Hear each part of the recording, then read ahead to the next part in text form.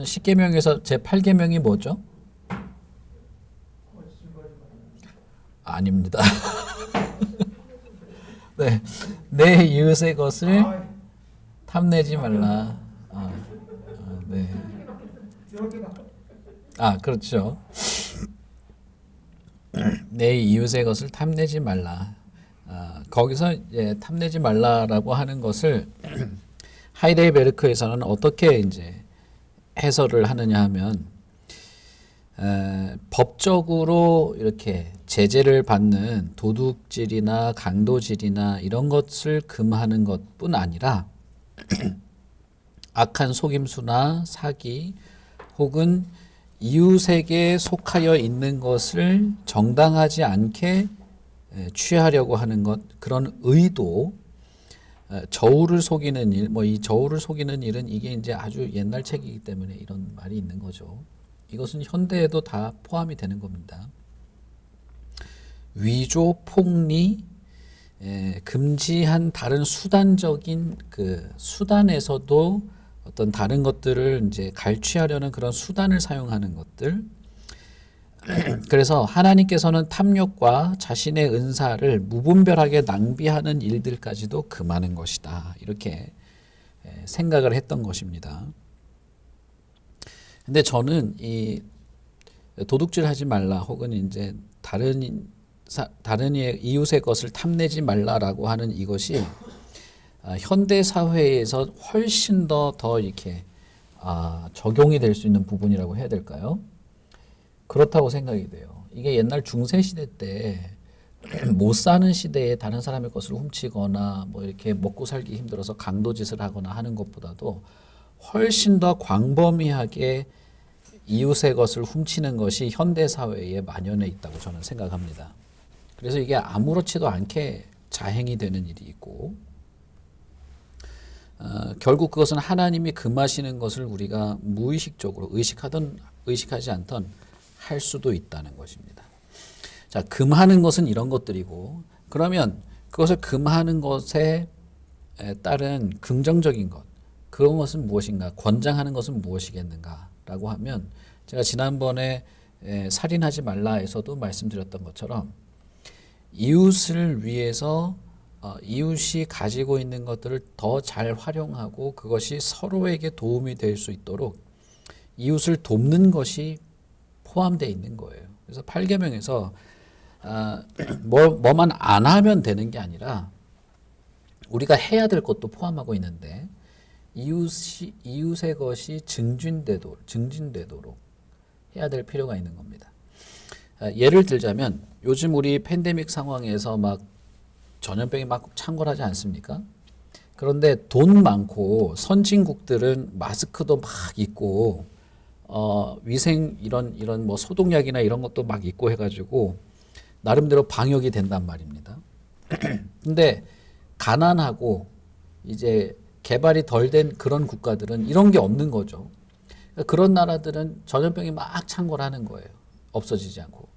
그런데 그게 전 세계적인 문제가 되는 거예요. 지금은.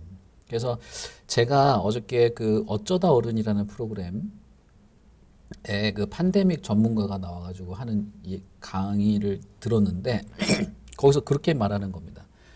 옛날에 그 스페인 독감이 전 세계로 퍼질 때 20년이 걸렸대요. 20년 동안 퍼진 거예요, 그게.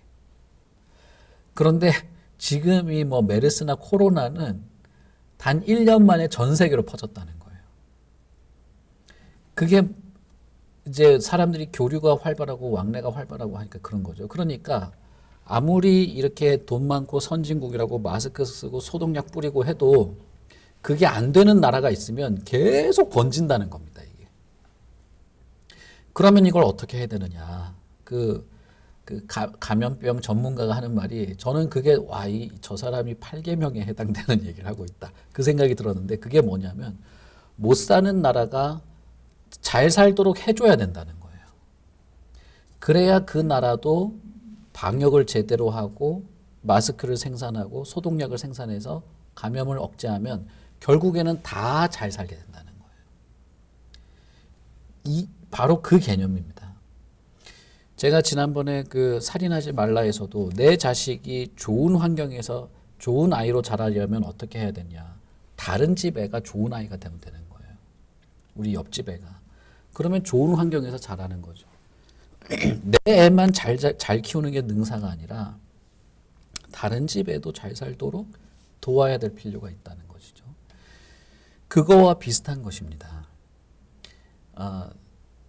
나만 소유가 많고 내가 가지는 것이 내 욕구만 채워지면 되는 게 아니고 다른 사람의 소유물도 이렇게 풍족해지고 그것을 통해서 또 다른 사람을 도울 수 있는 그런 것이 되도록 해야 되는 것이죠. 그런 면에서 여러분 우리가 직장에서 일하는 것도 단순히 내가 월급 받고 내가 먹고 살기 위해서 일한다의 개념만 있는 것이 아니고 내가 이 회사가 잘 돌아감으로써 사회에 기여를 하게 되고 그럼 그 사회에 기여된 바에 따라서 결국은 이웃이 잘 이렇게 살게 되는 그런 것이 있다는 것을 가지고 일을 하게 되는 것입니다.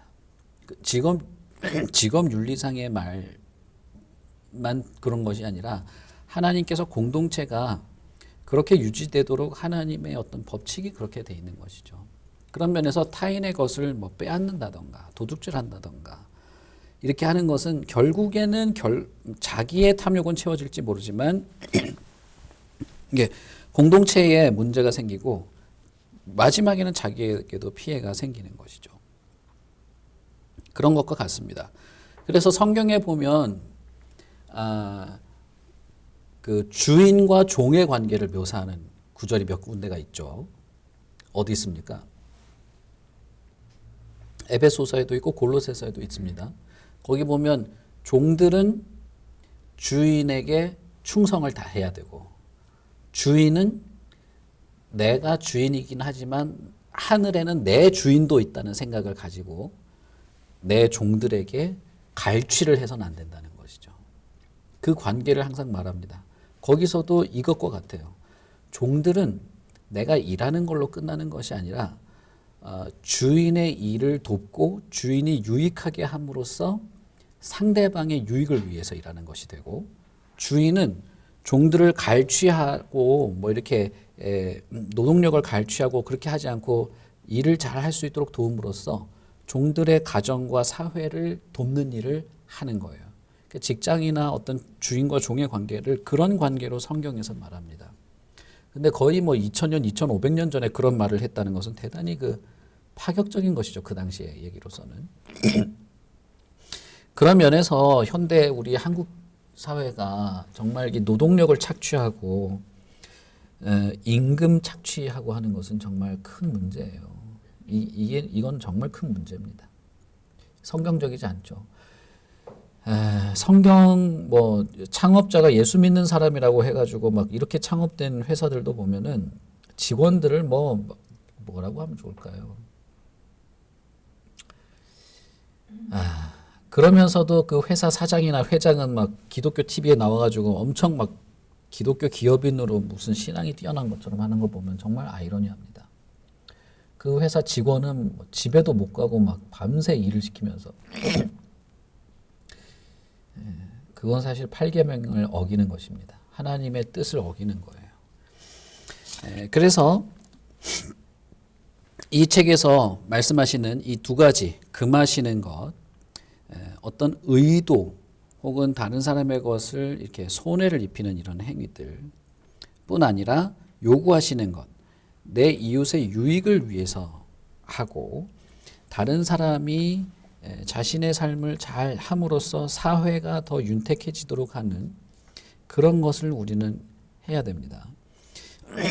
거기에는 직업에 대한 것도 있고 여러분들이 각자 개인의 삶에서 행하는 아주 그 사소한 것들도 있습니다. 305페이지에도 보시면 이런 죄, 이 8계명을 제대로 실천하지 못하는 죄는 상황에 따라서 그것이 죄냐 아니냐를 결정할 수 없고 어떠한 경우에라도 이것은 안 된다라고 하는 것입니다. 교회마다 이런 문제가 많은데요. 대표적인 것들이 뭐냐면은 이 악보 같은 것들이에요.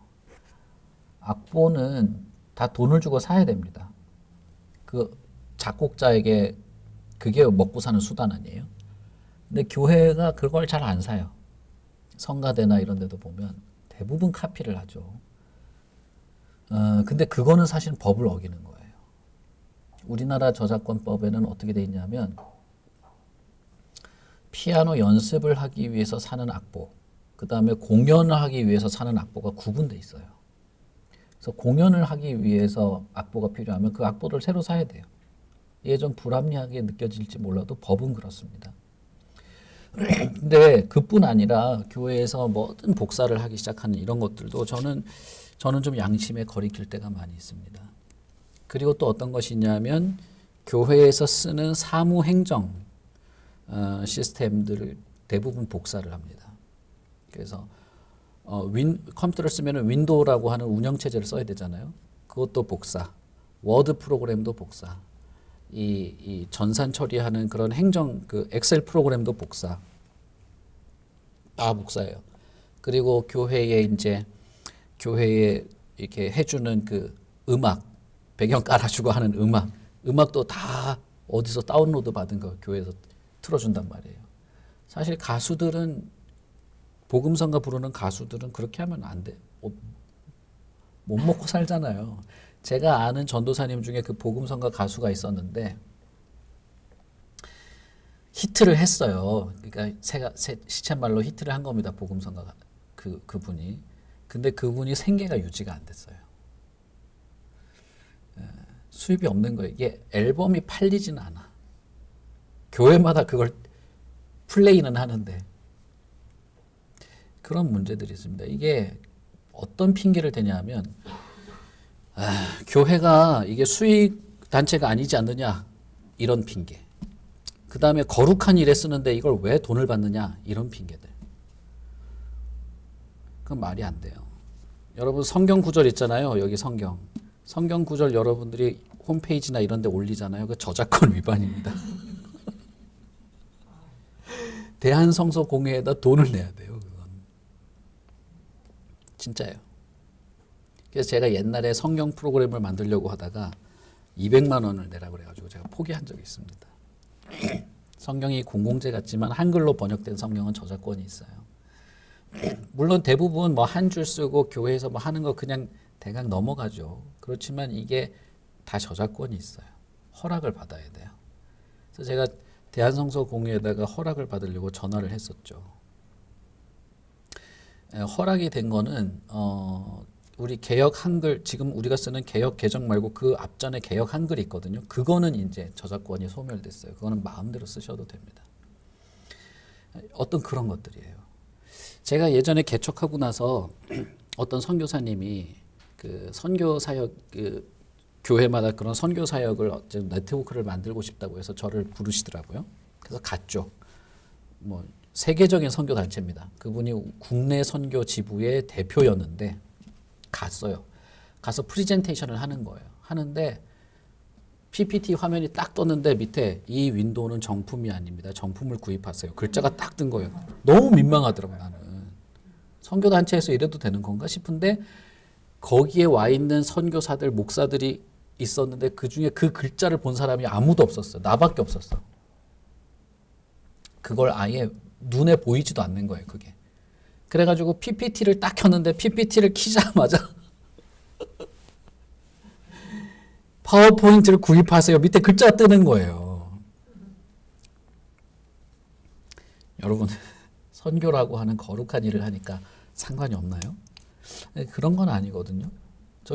제가 교회를 개척하면서 전부 다 샀어요. 윈도우부터 시작해서 워드는 제가 안 샀는데 다른 목사님들이 다 아래 한글로 저한테 파일을 주시는 거예요. 우리 참교추 목사님 그렇고. 그래서 저는 아래 한글을 안 샀거든요. 저는 아래 한글을 안 쓰니까. 근데 다 아래 한글로 주는 거예요. 그래가지고 아래 한글도 샀습니다. 집에 있는 것도 사고 교회에 있는 것도 사고 우리 교회에 컴퓨터가 2대인가 있거든요. 2대 윈도우 다 사고 초창기에 정말 힘들었어요. 고민이 정말 많이 됐어요. 이걸 사야 되나 말아야 되나. 동영상 이 동영상을 올려야 되니까 동영상 편집 프로그램이 또 있어야 되잖아요.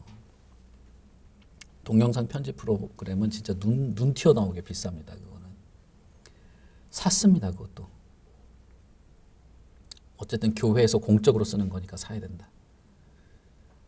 집에서 연습하는 거는 오픈마켓에서 사가지고 깔아놓고 컴퓨터 그거 하는 거 교회마다 그게 무감각해요. 무감각합니다. 아주 글꼴 같은 거. 제가 예전에 저기 동도교회에 있을 때 법무법인에서 사무관이 2명이 찾아온 거예요. 동도교회 홈페이지랑 동영상에 쓰이는 글꼴 저작권 위반이다. 돈 내놔라 이렇게 하고 온 거예요. 그래가지고 변호사를 하고 뭐 했던 적이 있습니다. 교회 어떤 교회는 글자 한 6개 썼다가 700만 원 물어준 교회도 있어요. 근데 그게 여러분 이런 거에 무감각하시면 안 됩니다. 이런 거는 무감각한 거거든요. 다른 사람의 것을 어떤 이유든 훔치는 일을 해서는 안 되는 겁니다. 상황이 어떻든. 가난한 자라고 해서 남의 것을 훔치는 것이 정당화될 수도 없는 것이죠. 그래서 이런 것을 하나님께서 분명히 금하셨고 금하신 것이 결국에는 공동체 자체의 건강함, 공동체의 건강한 것을 위한 것이기 때문에 공동체를 위해서도 이렇게 해서는 안 되는 것입니다.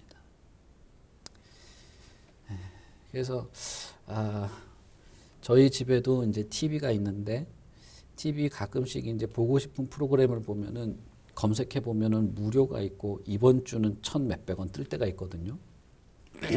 저는 그러면 그냥 결제를 합니다. 봐야 되겠다 싶으면 돈이 정말 아까워요. 그게 이게 본방 때 보면 무료인데 보고 싶어서 보면 그게 정말 아까운데 제가 그걸 하는 이유는 이 양심 때문이기도 하고 하나님의 어떤 말씀이기 때문이기도 하고 우리 사회가 그렇게 돌아가는 것이 또 그 컨텐츠를 만든 사람들을 돕는 것이기도 하고 그렇기 때문이에요. 여러분 이걸 쉽게 보시면 안 됩니다. 그렇게 하지 않으면 아무런 관련이 없다 보여도 이 공동체가 교회라고 하는 이름의 이 공동체가 사실은 건강하지 않을 수가 있는 거예요. 여러분 놀라지 마십시오. 제가 이 이야기를 목사님들 모임 있을 때 가서 했거든요. 했는데 진짜 깜짝 놀라는 거예요. 목사님들이. 진짜 그러냐는 거 나보고. 목사들이 목사 말을 안 들으면 어떻게 합니까? 진짜 그러니. 나 진짜 그런다고. 나 저기 TV 프로그램도 난 결제해서 받고 윈도우즈도 샀고 포토샵도 샀고 프리미어도 샀고 그거 한 가랭이 찢어졌다고. 근데 그 6명이 모인 목사들 모임에서 아무도 그런 사람이 없었어요. 근데 거기다 대고 내가 뭐 잘난 척 그럴 수 있냐고 이렇게 한 건 아니고 목사님도 우리 그러지 맙시다. 개척교회라고 해서 그렇게 안 하면 안 되는 거죠. 여러분의 삶에 있어서도 다른 사람의 소유를 오히려 지켜주고 더 풍요로워서 그가 또 다른 사람을 위해서 열심히 활동할 수 있도록 돕는 일이라고 하는 것을 가지고 있어야 돼요. 그렇지 않으면 이것은 돈만을 위해서 하는 일이 되면 그냥 지칩니다. 여러분 몇 년 전이죠. 재작년인가 LG 디스플레이인가 거기에 일하던 5년차 있었어요. 5년차 직원이 있었어요. 고대를 나와가지고 LG 취직을 한 거예요. 그 사람이 중고나라에 글을 썼어요. 나는 LG 무슨 직원인데 직원가로 싸게 가전제품을 살 수 있다. 나한테 부탁하면 싸게 해가지고 팔 테니까 나한테 신청을 해라. 이렇게 한 거예요. 사람들이 안 믿죠. 그래서 그 친구가 고대 졸업장, 그다음에 LG 입사 사원증 다 올린 거예요. 그래가지고요 사람들이 믿고 그 사람한테 돈을 주고 가전제품을 샀어요. 처음에 몇 번은 직원가로 할인해서 몇 번을 샀죠. 그래서 사람들이 이제 확실하다 해가지고 쫙 산 거죠. 28억 원. 28억 원을 받고 미국으로 도망쳤습니다. 이 사람이. LG 직원인데. LG 직원인데. 그게 다 사실이었어요. 고대 졸업생인 것도 사실이고 LG 직원인 것도 사실이야. 거기서 대기업에서 고액 연봉 받으면서도 살 수도 있지만 한 방을 터뜨리고 그 사람한테는 그게 사기칠 그 뭐랄까 수단이었던 거예요. 한 방 하고 갔어요. 여러분 검색하면 나옵니다. 그 사람. 미국으로 도망갔어. 28억치. 응? 모르겠습니다. 거기까지만 제가 봐가지고 잡았는지 못 잡았는지.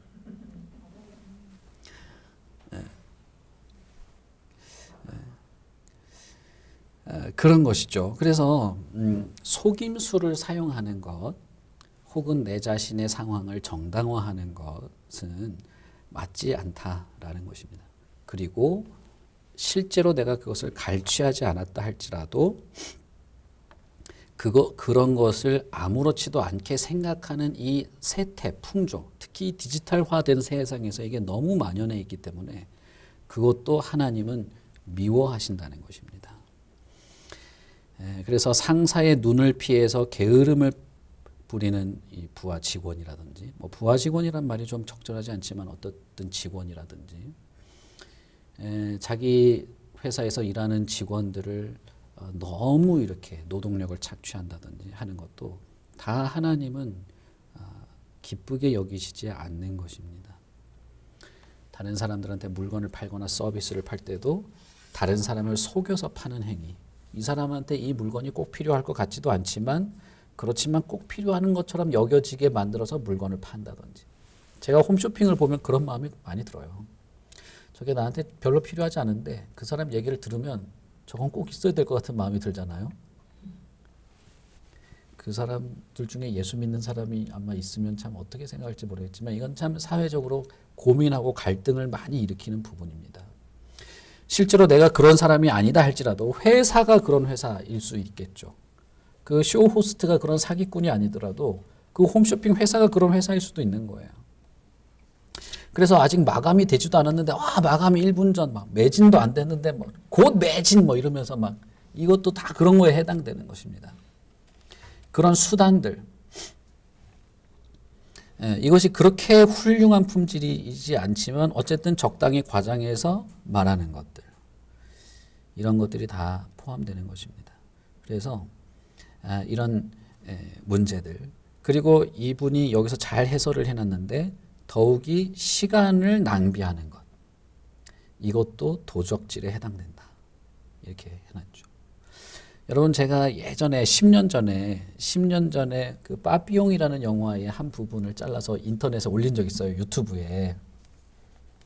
그게 어떤 부분이냐면은 그 빠삐용이 이제 감옥에 갇혀서 거의 이제 죽을 상황에 처했을 때 꿈꾸는 장면인데, 그 빠삐용 주인공이 사막을 이렇게 걸어가요.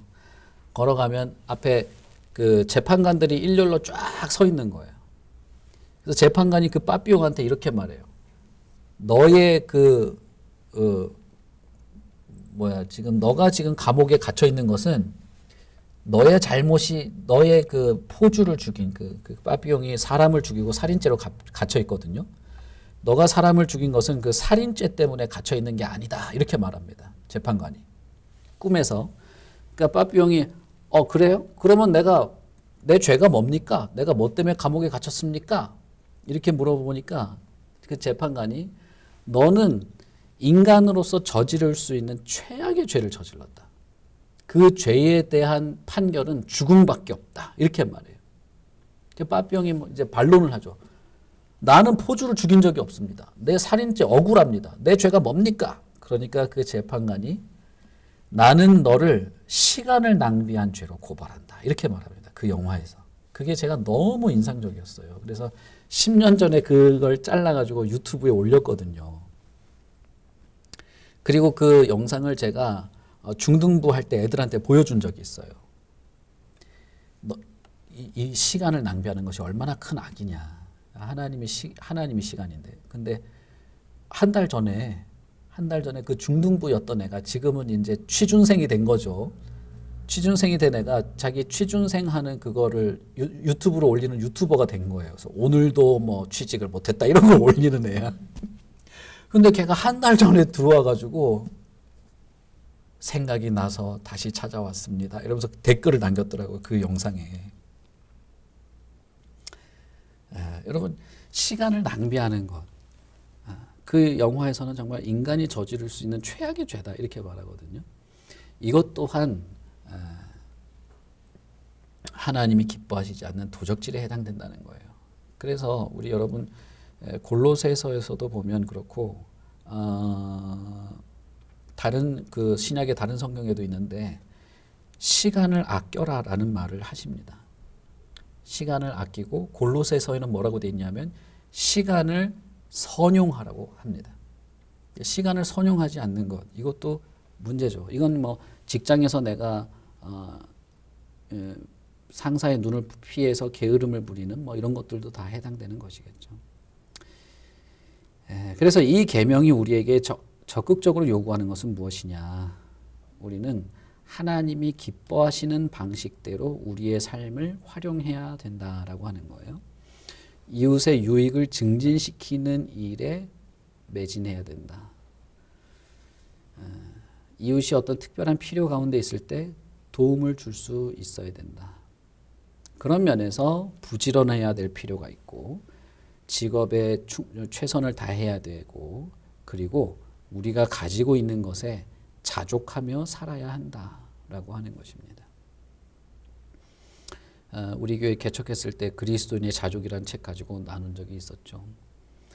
이것이 8계명에서 요구하는 것이라는 것입니다.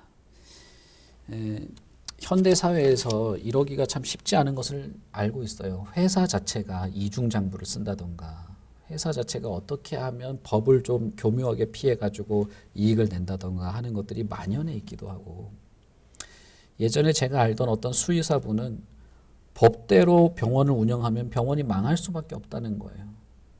그래서 세금을 속여서 내지 않으면 살지 못한다는 얘기를 할 때 제가 참 깜짝 놀란 적이 있었습니다. 그게 맞는지 안 맞는지는 모르겠지만 이 대한민국 사회가 이런 그 직장을 가지고 살아가는 것에서 갈등을 이렇게 겪는 사람들이 정말 많습니다.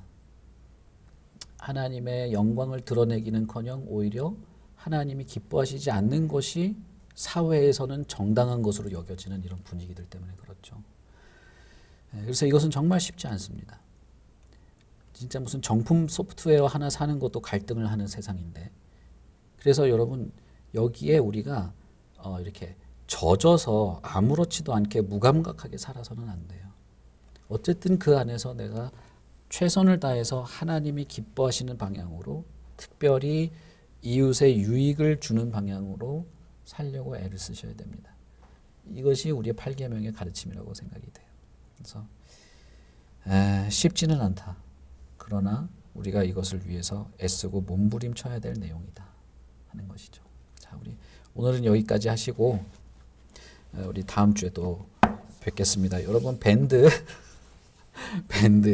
성경 하루에 한 구절씩 꼭 올리시기를 바라고 궁금한 거 있으시면 남겨주시고 그렇게 하시면 좋겠습니다. 우리 같이 기도하겠습니다.